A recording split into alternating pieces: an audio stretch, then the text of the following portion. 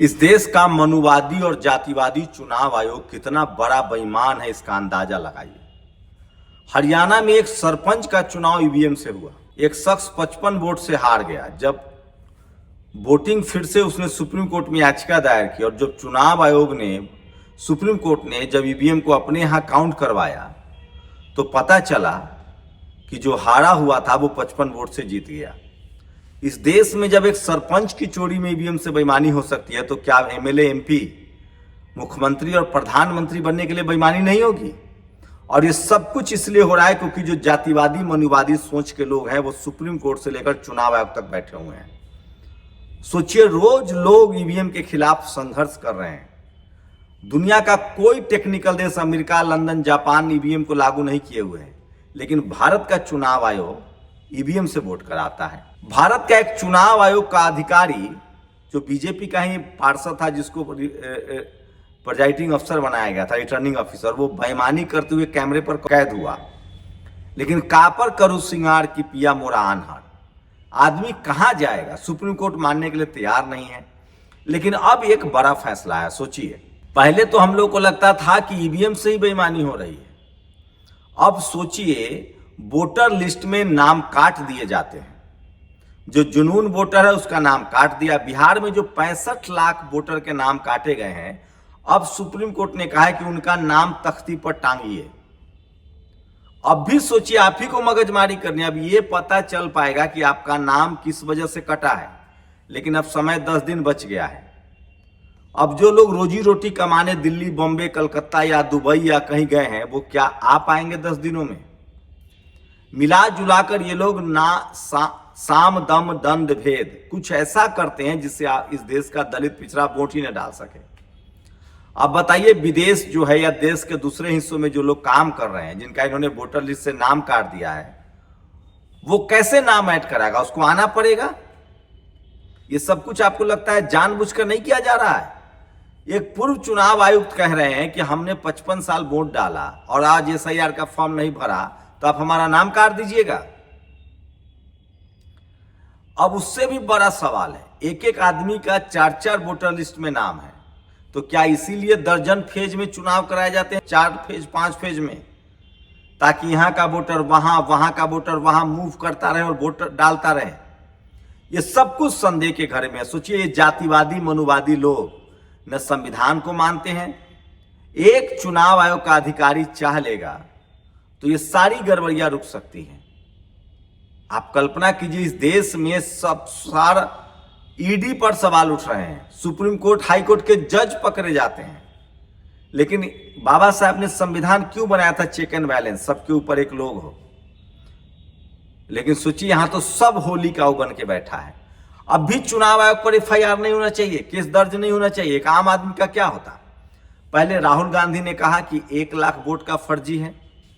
अब अनुराग ठाकुर जो सत्ता पक्ष का है, सांसद है, वो कह रहा है कि अखिलेश यादव के कन्नौज में 3 लाख वोट फर्जी हैं। तो जिम्मेदार कौन है साहब? जिम्मेदार तो चुनाव आयोग है। चुनाव आयोग को हमने आरती उतारने के लिए रखा है। जब हाई कोर्ट, सुप्रीम कोर्ट से फैसले ना हो तो फिर क्या जरूरत है? जब चुनाव आयोग वोटर लिस्ट न तैयार कर सके तो क्या जरूरत है? और इसलिए लोग पूछ रहे हैं कि एक ही दिन में बीजेपी को 8 लोकसभा में फर्जी वोटों की लिस्ट मिल गई, तो क्या ये वोटर लिस्ट कहीं बीजेपी तो तैयार नहीं करता है? तो सोचिए, इस देश की बहुसंख्यक आबादी जिसके पास न जमीन है, न व्यापार है, न बिजनेस है, जिसके पास सिर्फ एक संविधान है और बाबा साहब का वोट का अधिकार है, और उसी वजह से उसको कोई सरकार मजबूरी में 5 किलो राशन दे देती है, वो भी इनको नागबार गुजर रहा है। सोचिए, ये लोग चपरासी नहीं बनने देना चाहते हैं आपको। मैं रोज कहता हूं, इस देश के दलित, पिछड़े, किसान, आदिवासी, अल्पसंख्यकों से जो 90% गरीब शोषित लोग हैं, जो लोग आपको चपरासी नहीं बनने देना चाहते हैं, वो आपको चीफ मिनिस्टर बनने देंगे, प्रधानमंत्री बनने देंगे। ये सबसे बड़ा सवाल है जो आपको समझना पड़ेगा। मैं इसीलिए कह रहा हूं, चुनाव आयोग की पूरी विश्वसनीयता कटघरे में है। चुनाव आयोग पूरी तरह से भ्रष्ट हो चुका है और चुनाव आयोग पर एफआईआर दर्ज होना चाहिए। जब सत्ता पक्ष खुद कह रहा है कि 8 लोकसभा में गड़बड़ी है, अखिलेश यादव की वोटिंग में 3 लाख लोग वोट फर्जी है, तो इसके लिए जिम्मेदार कौन है और क्यों माना जाए चुनाव आयोग को ईमानदार?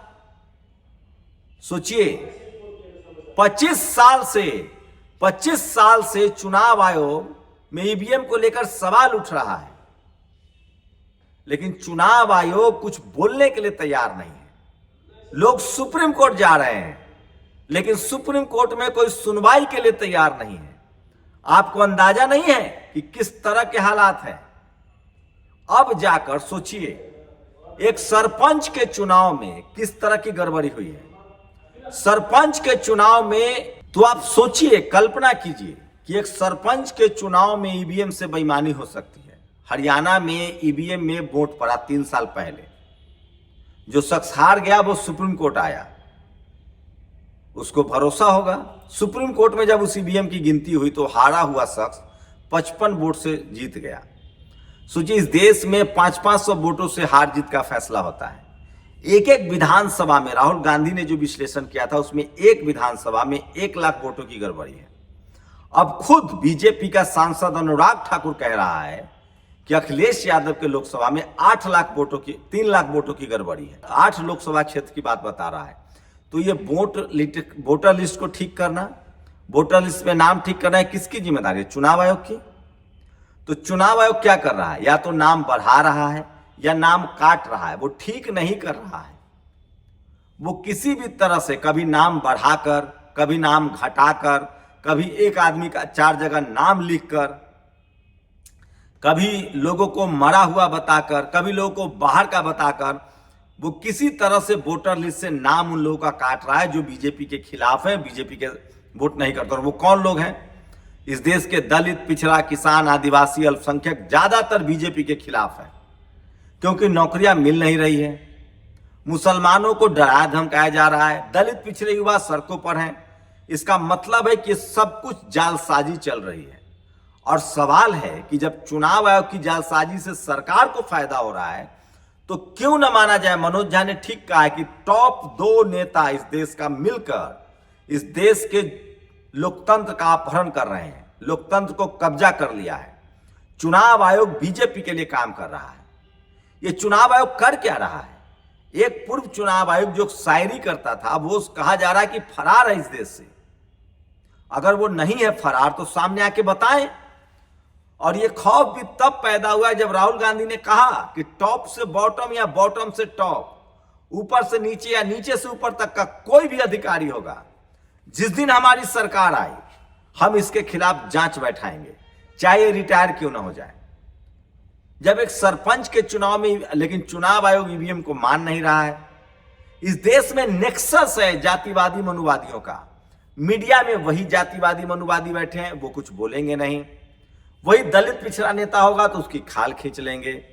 जातिवादी मनुवादी सोच के लोग सुप्रीम कोर्ट, हाई कोर्ट में बैठे हैं, वहां कुछ नहीं बोलेंगे।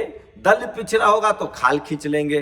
इस देश के चुनाव आयोग में जातिवादी मनुवादी सोच के लोग बैठे हैं, वहां कुछ नहीं करेंगे।